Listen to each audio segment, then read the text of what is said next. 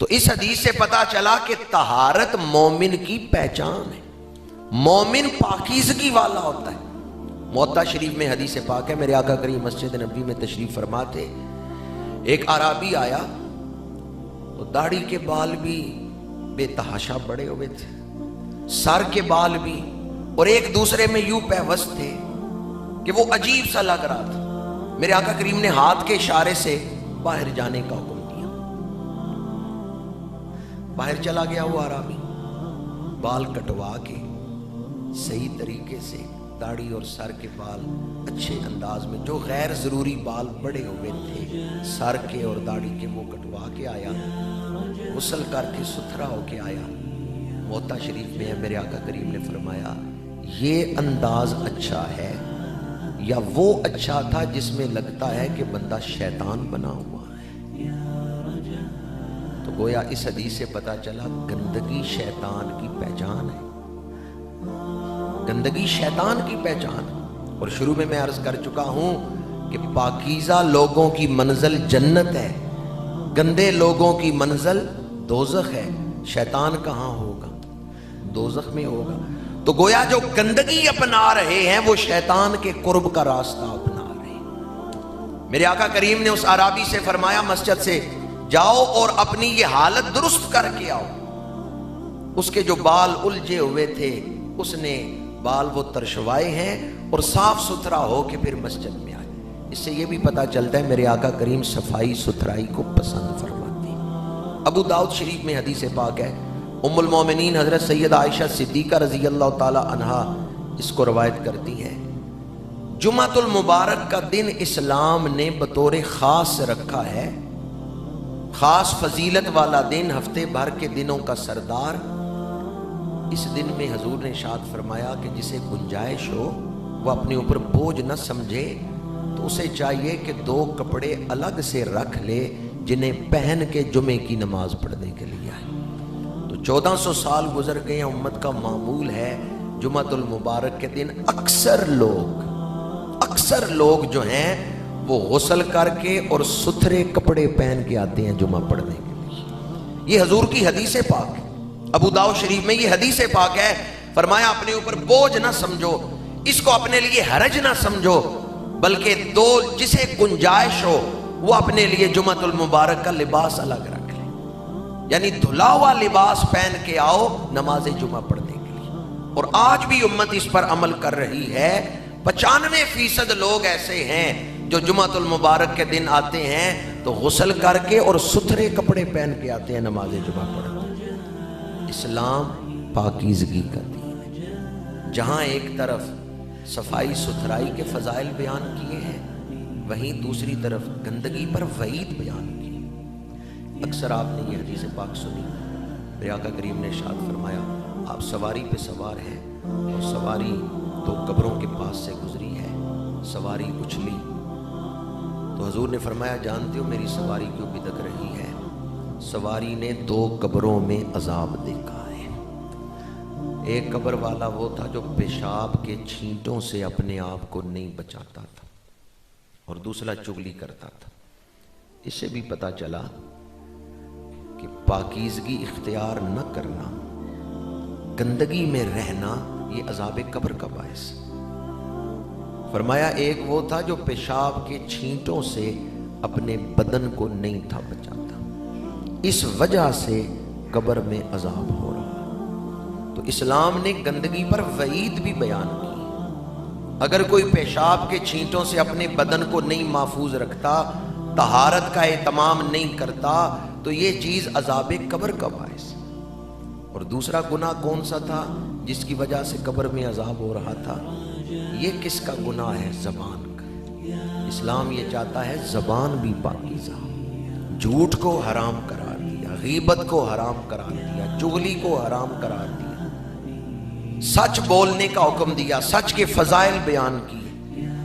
اسلام یہ چاہتا ہے نہ صرف یہ کہ ظاہر پاک ہو بلکہ انسان کا باطن بھی پاک، ظاہر اور باطن دونوں کی پاکیزگی۔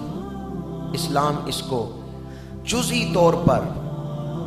طور پر پاکیزگی کو نہیں اختیار کرتا کہ ایک پہلو میں پاکیزگی ہو اور دوسرے پہلو میں گندگی ہو. اسلام نے تو وہ تعلیمات دی ہیں کہ انسانی شخصیت کا ہر پہلو ہی ستھرا. باطن کی پاکیزگی کو زیادہ اہمیت دی. یاد رکھیں صرف پیشاب ہی پلید نہیں ہوتا، صرف پاخانہ ہی پلید نہیں ہوتا، بعض خیال بھی پلید ہوتے ہیں، بعض دلوں میں ارادے بھی پلید ہوتے ہیں. جس طرح لباس اور بدن کی پاکیزگی کا حکم اسلام نے دیا ہے، اسی طرح خیالوں کو پاک رکھنے کا بھی حکم دیا، دل میں ارادوں کو پاک رکھنے کا بھی حکم دیا. وَذَرُوا ظَاهِرَ الْإِثْمِ وَبَاطِنَهُ، فرمایا ظاہری گناہ بھی چھوڑ دو اور باطنی گناہ بھی چھوڑ دو.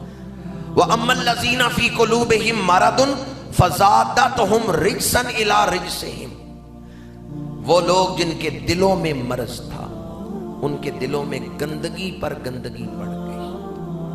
یعنی دل کے جو امراض ہیں، تکبر ہے، غرور ہے، گناہوں کی محبت ہے، خواہشات نفسانی کی پرستش ہے، یہ گندگی ہے جو دل کو لاحق ہوتی ہے.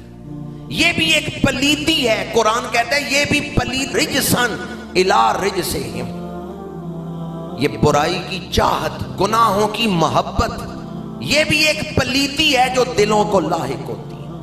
آپ جب برتن دھوتے ہیں، مثلاً وہ پلیٹ جس میں آپ نے کھانا کھایا، تو پلیٹ کو باہر سے ہی دھوتے ہیں یا اندر سے بھی دھوتے ہیں؟ پیالہ جس میں آپ نے کھانا کھایا یا چائے پی ہے، باہر سے ہی پیالہ دھوتے ہیں یا اندر سے بھی دھوتے ہیں؟ اگر کوئی باہر سے دھوئے اور اندر سے نہ دھوئے تو برتن صاف ہو جائے گا؟ اندر سے دھونا ضروری ہے کہ پہلے اندر سے دھوو پھر باہر سے دھو.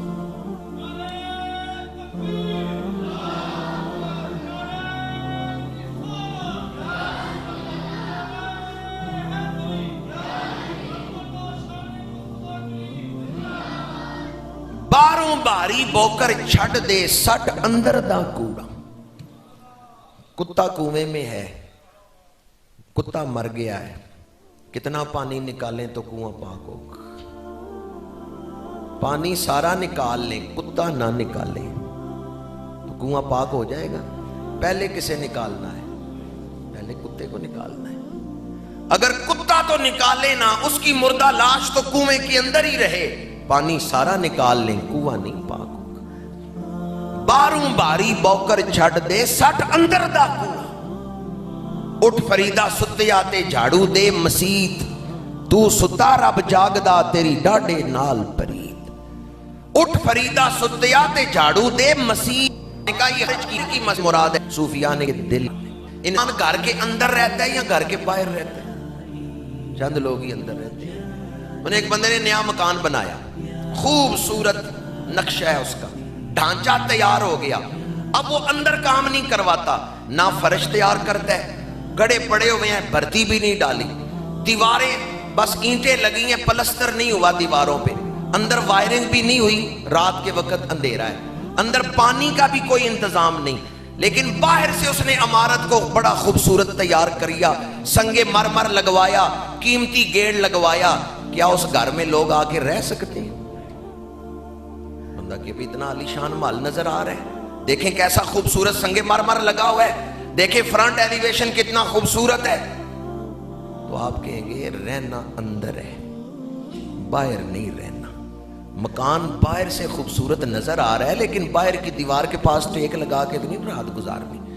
اندر پانی کا انتظام کوئی نہیں، اندر بجلی کی وائرنگ کوئی نہیں ہوئی، اندر دیواروں پہ پلستر بھی کوئی نہیں ہوا، فرش بھی کوئی نہیں تیار ہوئے، مٹی کی ڈھیریاں لگی ہوئی ہیں، بھرتی بھی نہیں ڈالی. ڈھانچہ تیار ہے لیکن باقی ساری توجہ مکان کے باہر تھی، اندر سے تیار نہیں کیا. رہنا کہاں ہے گھر والوں نے؟ جس طرح گھر والا اندر رہتا ہے نا مکان کے، تو زیادہ ضروری ہے اندر سے تیار کرو. اسی طرح انسان اندر رہتا ہے. آج کے انسان کی ساری توجہ اپنے باہر پر ہے. تم جسم کے خوش رنگ لباسوں پہ ہو نازاں، میں روحوں کو محتاج کفن دیکھ رہا ہوں. رہتا انسان اندر ہے. اور اگر کسی نے اپنے دل کی صفائی اور پاکیزگی کا اہتمام نہیں کیا اپنے ظاہر پاری ساری توجہ دی ہے تو کبھی اس کے دل کو سکون نہیں مل سکتا۔ آج دلوں کو سکون کیوں نہیں ہے؟ کہ ہم نے اپنے اندر کی طہارت کا اہتمام نہیں کیا۔ بعض بیماریاں ایسی ہیں